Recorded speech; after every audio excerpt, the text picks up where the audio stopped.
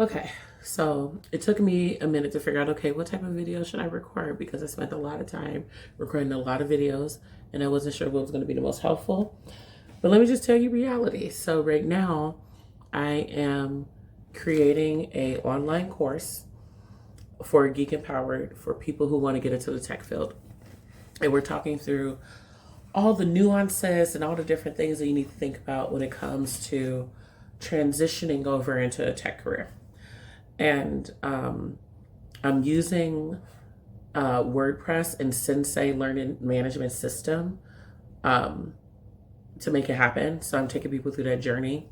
Um, I work with other organizations to help build out programs around digital literacy topics or entrepreneurship. Um, and I'm currently doing one tied to policy, which has been really interesting. So I'm in this like social economic career development space when it comes to strategizing and building out programs. And yeah, I'm taking y'all along with me in this journey. And today we're going to go over the curriculum. We're going to go over the digital literacy course that I will have on geekempower.com. And it's more of an overview. It's a free course. It's going to be a free course where we go through an overview of what are the challenges people are facing, what are some of the skills that we need to be focused on, what are like the hard skills, soft skills, that type of stuff, and how do we help you get to a point where you will have a plan set out for you to jump into a career in tech. So enough of me talking. I'm going to show you the curriculum. I'm going to share my screen and show the curriculum that I'm thinking about. And feel free to give me feedback on it because it's a work in progress. But it's something that I've been curating for the past 3 years as I've been working in these different spaces and working with these different partners. So feel free to give your insight on it. All right, let's jump into it. The curriculum that I'm going to be using for the Transitioning into Tech Careers course. So starting off with an introduction, and right now we're kind of going into understanding the tech landscape. And we went through the different career paths that you could take. I specifically went through what's trending in 2024 and what is the path going forward? What does it look like? And going into some of those skills and qualifications needed for the roles. And then we kind of get into, we definitely get into the barriers that's involved. And I felt like that was really important to address because a lot of people on the internet, a lot of things on social media kind of brings this like vision of it's great once you get into tech and it's real easy. All you got to do is XYZ. And reality is it's extremely difficult. So we're going to talk about what are those different challenges, specifically around those who may have a background or just dealing with gatekeeping, scammer jobs, those type of things. So we just kind of talk a lot about that. And then we go into the skills. So we go into what's the essential skills that you need to have, the basic skills that you need to have just to get started in this space.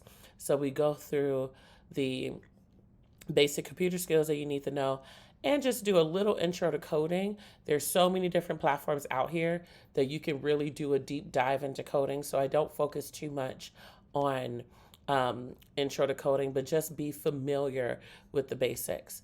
And then I think this one is really essential when it comes to working in tech, which is agile methodologies. What does that look like? And I did a study guide on this a long time ago. So I'm going to recycle some of that material that I used for the QA study guide.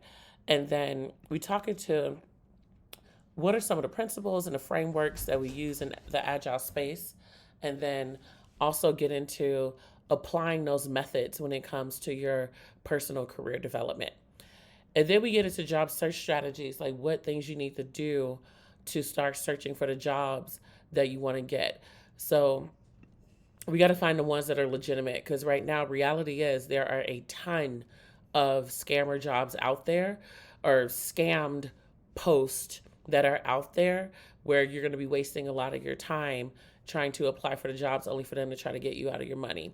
So we're going to go into the tips of how to spot those jobs and then how to research companies, because I think we usually do this when it comes to doing an interview and preparing for that interview, but we really need to do the research when we're looking at these job applications, because sometimes it might be coming from a legit person, sometimes it might not be. So we're going to talk about how to do that research.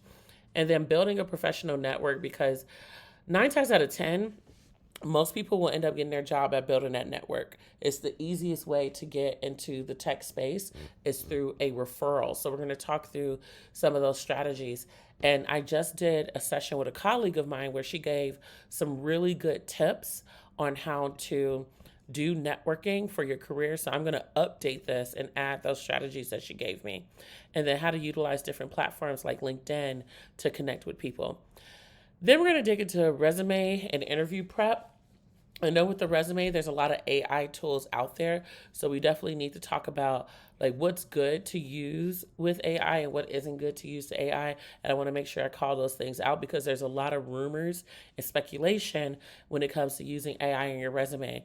And then talking through interview techniques. So this turns out I'm actually really, really good at this. I just had a friend do an interview a couple of days ago, and I talked through with her right before her interview how to change up some of the things that she was saying or that she was preparing for that interview, how to change it up to make sure that somebody understands where you're coming from and be excited to actually talk with you, because that's really key when it comes to doing an interview. So we're going to talk about some of those interview questions that may come up, and then also talk through some of those techniques and do a little bit of role playing when it comes to doing the interviews for some of these jobs. Of this is digging into something that is not necessarily in our control, which is what is happening when it comes to the employers and employment, and why it's so difficult to find employment in this day and age. So we're going to talk about why people are outsourcing, because that is a challenge when it comes to finding work, because for tech companies, outsourcing is definitely cheaper. So a lot more companies will do that before they hire locally. So we're going to talk about what that looks like. And then we're going to talk about continuous learning and adaptability, because your biggest asset is going to be the value that you can bring to the table, your experiences, and the skills that you're learning on a day-to-day basis to make sure that when you're working on these jobs, you're able to do the work and bring way more to the table than what people assume you would bring. So we're going to talk about that too. And then the main point of all of this is to create that action plan. I want everybody to take this course to be able to walk out of it having an action plan together, so that way you're not wasting your time doing this course and you have something that's actually going to work for you. So I want you to be able to create a personalized action plan for your career and transition. Who do you need to talk to? Where do you need to go? What jobs do you need to apply for? What things do you need to study? And then provide continued resources and support that you may need for that journey. And that is it. I'm struggling to do these annotations. I just need 3 more. And I can't do it. We're going to start the Alchemist soon. So that's the end of my YouTube video, guys. Thank you for watching. And Chunky is intervening.